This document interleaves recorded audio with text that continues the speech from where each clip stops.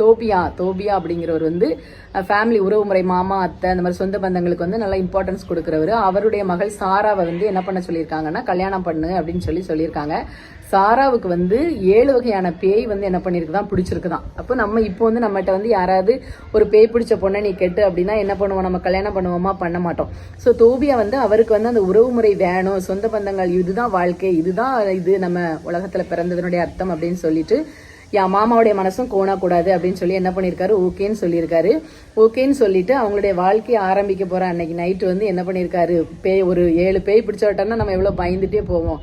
அப்போ வந்து அவர் போயிட்டு சாராட்ட ஒன்று சொன்னாராம், சாரா நம்ம வந்து வாழ்க்கையை ஆரம்பிக்கிறதுக்கு முன்னாடி ஒரு 5 நிமிஷம் முழங்கால் படிக்கிட்டு என் கூட ஜெபம் பண்ணவா அப்படின்னு சொன்னாராம். 2 பேரும் முழங்கால் படிக்கிட்டு ஜெபிச்சிருக்காங்க. அன்னையிலிருந்து சாராவை பிடித்த அந்த 7 வகையான பேயும் என்ன பண்ணிருக்கு, விலகி ஓடி இருக்கு. அவங்களோட லைஃப் நல்லா இருந்திருக்கு. இது அவர் வந்து அவர் மாமாட்ட வந்து